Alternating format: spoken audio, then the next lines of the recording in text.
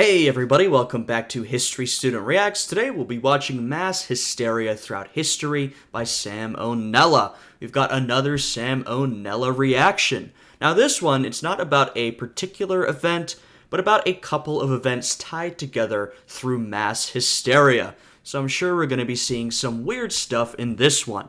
Now if you end up enjoying this video, I'd appreciate it if you'd leave a like, subscribe to the channel, and check out my Patreon, which is linked down below. Now with all of that out of the way, let's jump right into this reaction.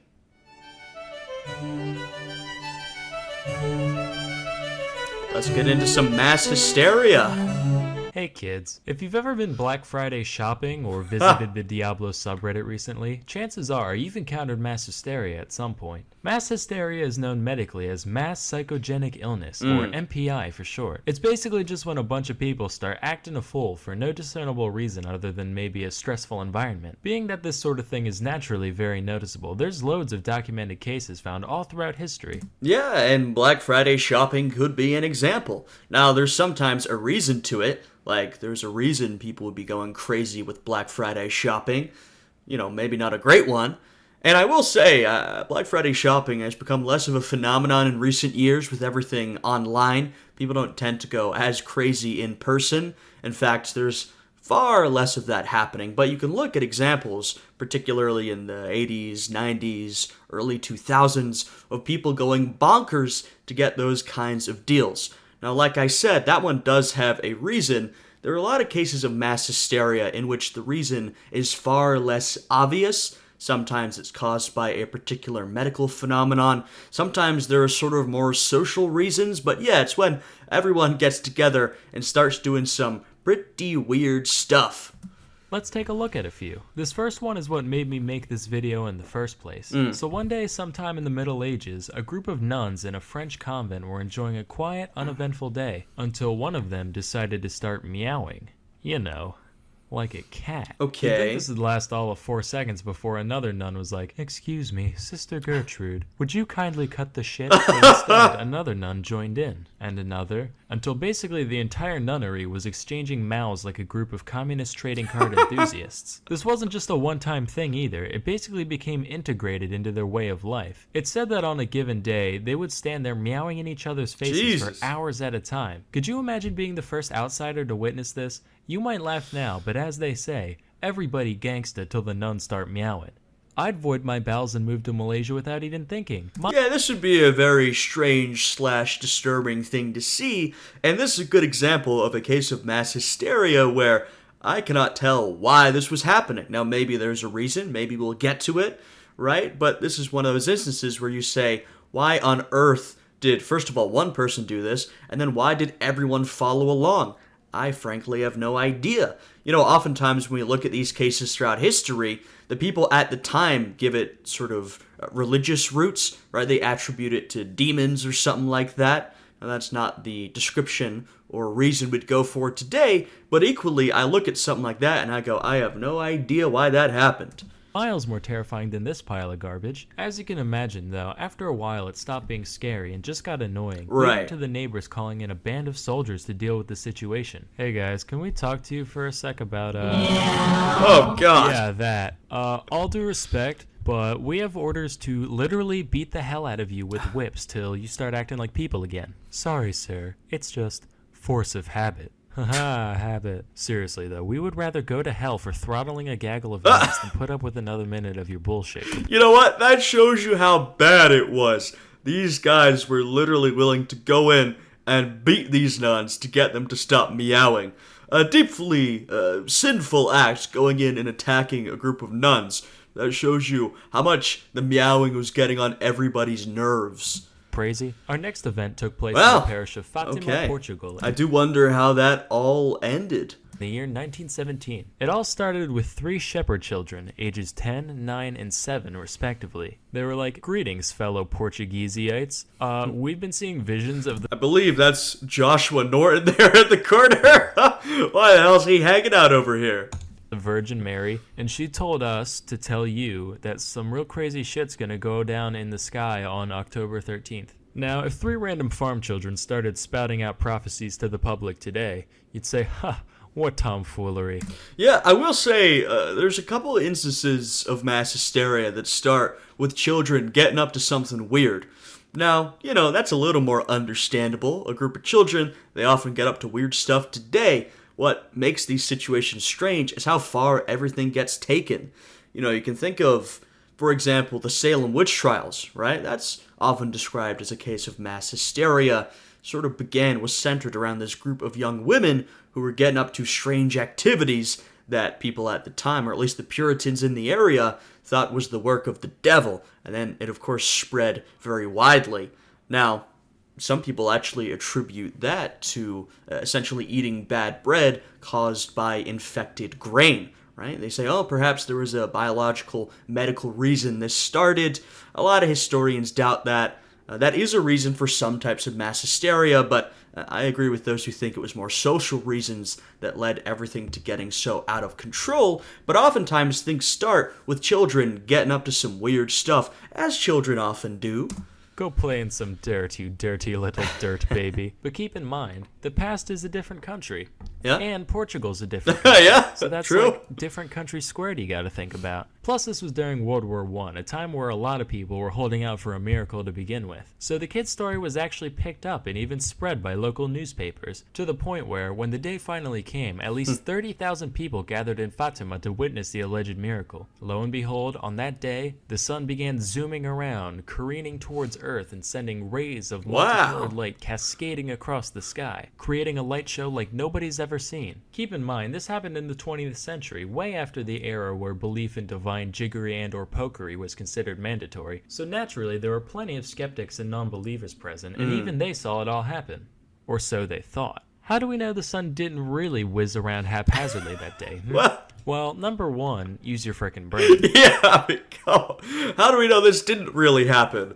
Because are you out of your fucking mind? Of course that didn't happen. And number two, accounts differed wildly from person to person. While some say the sun zigged hither, others say it zagged thither, and others still said it shined a brilliant yellow and stayed perfectly still. As such, it was eventually concluded that the event was just a combination of MPI and weird eye stuff from too much sun staring. Yeah, I was gonna say, we have weird accounts throughout history of the sun or the stars or whatever get up to some weird shenanigans in the sky. And sometimes it's just someone making something up. Sometimes people really do think they see something through sort of optical illusion. Here you've got a group of people essentially experiencing a mass hallucination. Now, it might be that it legitimately is just some sort of mass hallucination. It might be some sort of optical illusion. It's probably also due to the fact they were all staring at the sun. And I wouldn't recommend it in real life, but you stare at the sun, your eyesight's going to get pretty weird. You're going to start seeing stuff, right? So when you sort of put the pieces together, this is still a very strange event, but you might be able to put together how these accounts emerged, right? Of course, the sun didn't actually zoom about in the sky.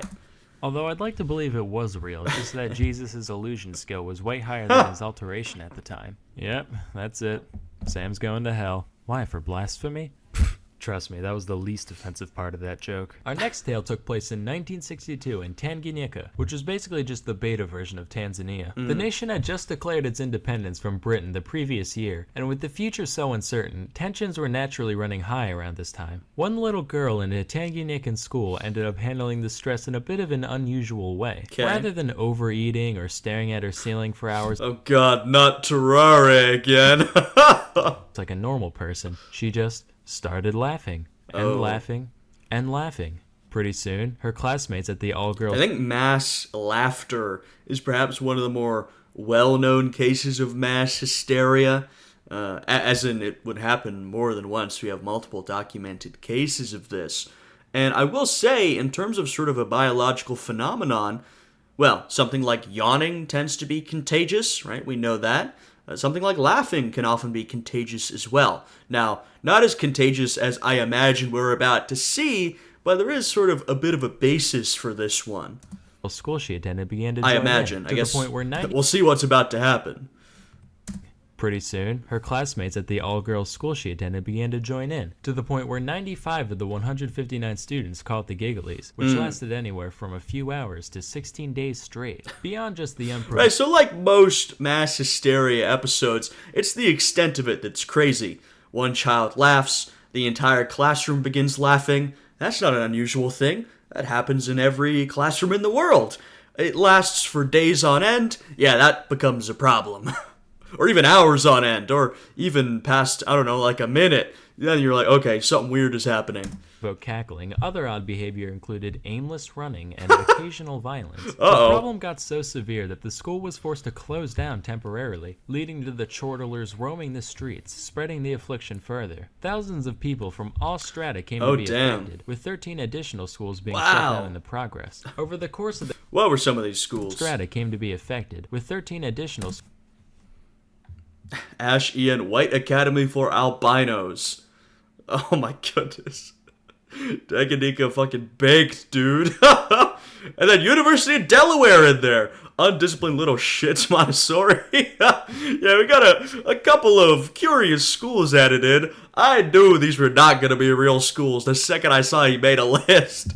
schools being shut down in the progress. Over the course of the hysteria, several other symptoms began to present themselves as well, ranging from obvious ones such as breathing problems, fainting, random screaming, to more anomalous things like rashes. Despite all this, no physical cause could be found, leaving MPI as the only explanation. The epidemic finally died down after between 6 and 18 months of day in, day out laughter, depending on the village. While this whole thing likely sucked for most people involved, it probably could have been worse. A lot of the time when I'm alone, I'll think to myself, man, if I ever go full schizo, I hope I'm one of the laughy ones, not one of the screamy ones. Oh, God. With this story in mind, just maybe, if I put my mind to it and believe hard enough, I can be both. Flashback to the year 1518 to the city of Strasbourg, at the time part of the HRE. A woman named Mrs. Trophy began fervently dancing in the streets for no discernible reason, for hours, then days. All without music, of course. Her only breaks... I mean, she's jamming. That's not so weird. Consisted of occasional food intake and passing out from exhaustion when night came. If you saw that today, you'd just be like, huh.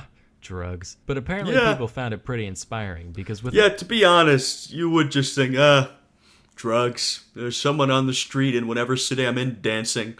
It happens. In a week, 34 others had joined in. And after a month, there were around 400. This wasn't your casual bobbing up and down neither. This shit made Zumba look like Tai Chi. Here's the best modern day simulation I could find.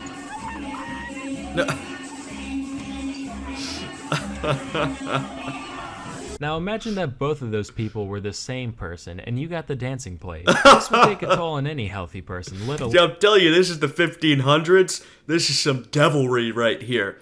People at the time must have attributed this to the work of Satan. ...alone a medieval city dweller. But despite... I mean, some real religious people at that time, like, I don't know, or around that time, like the Puritans, they didn't even like dancing at all. They thought all dancing was the work of Satan. So, you know, that sort of dancing, that probably wasn't going over well with the community. Plague. This would take a toll on any healthy person, let alone a medieval city dweller. But despite bleeding feet and aching bones, they just kept going. In fact, they went so hard for so long that a good portion straight up fucking died from cardiac arrest. It got to the point where around 15 dancers were kicking the bucket every day before the city decided they had to do something about it. They managed to rule out any divine or supernatural causes, which was necessary just because, you know, back in medieval times. Oh, yeah, that's what I was saying. I thought they would have attributed it to the work of Satan, but they ruled that out. It wasn't that. Okay. That was fucking stupid. They eventually surmised that it was a natural disease caused by too much hot blood, as per that whole Four Humors thing that was popular at the time. Yeah, well, sort of the medicine of the time, the Four Humors. It was about balancing the humors, balancing the body. If you had too many of any particular humor, that meant you were unbalanced, and that would manifest itself in a variety of different illnesses, depending on, you know, which humor was unbalanced and how unbalanced it was, right? So it was sort of the theory of medicine at the time. Galenic medicine was sort of about balance, maintaining balance within the body. As for a cure, their prescription was, get this, more dancing. I can see where they were coming from. It's pretty sound logic. If you got a song stuck in your head, you play it till you're sick of it, same kind of thing. But here's where they goofed. The authorities actually went out of their way to facilitate the dancing, setting up a big stage area and even hiring musicians to keep the afflicted moving. All this achieved was attracting more passerby who were like, man, mass psychogenic illness looks frickin' epic. Yeah, I get the idea, but people have already dropped dead from this. So I think all you're doing here is encouraging more people to start dancing and probably causing more harm in the process. Let's get in on that, causing the contagion to become even more widespread. Seeing that their solution backfired, the city then went the other way and completely banned any public dancing. Those who still showed signs of the mania were subsequently carted off to the Shrine of St. Vitus, where an exorcism-like ritual was performed on them. Yeah, okay, so we went back to the religious stuff. They said, we're ruling out the work of Satan. They tried their method, didn't work. They're like, all right, perform an exorcism. We're going back to the religious stuff. This ended up being highly effective, presumably for no other reason than that the dancers believed it would work. Yeah, and it's sort of like, in some ways, a placebo effect, where you find oftentimes you'll measure a placebo versus actual medicine. And if people believe they're being given real medicine, it actually has an effect on them, right? I think this is also true for some religious stuff. If people believe the treatment they're being given, whether medicine or some sort of religious treatment, if they believe it, it often can actually have some sort of effect. Sort of the power of the human brain, I guess. We can fool ourselves into making things actually happen. After nearly 2 months, the plague was quelled. While this whole thing was most likely a case of good old-fashioned MPI, some historians believe it might have been egged on in part by ergotism, a state of psychosis brought on by eating tainted bread, which I talked a little bit about in this video. That's what I was talking about earlier with the Salem witch trials. I think some people attribute the Salem witch trials, or at least the beginning, to something similar to this, eating tainted bread. Like I said, a lot of historians disagree with that. You know, they think the broader causes are more social in nature. I think that's more accurate, but that is one theory about the Salem witch trials. Ding. And hey, while I'm shilling for my channel, I might as well give a shout out to another as well. Today's video was sponsored by Cheddar, a network focused on producing fascinating content covering topics like technology, products, businesses, and the like. Alright, so you can go and check out Sam's video. I've got it linked down below. I always say you can check out his linked stuff. This video is from a couple years ago, so take that as you will. Yeah, another interesting Salmonella video. You know, he sort of does two different types of videos. Well, a lot of different types, but he either focuses on sort of one weird individual or a couple of strange events tied together by some common thread. So we saw a couple cases of mass hysteria in this one. Very interesting. If you guys enjoyed this one, once again, I would appreciate it if you would leave a like, subscribe, and check out my Patreon, which is linked down below, and will give you access to exclusive reaction content. With that, I hope you guys are all having a good day today, and I'll see you all again next time. Goodbye.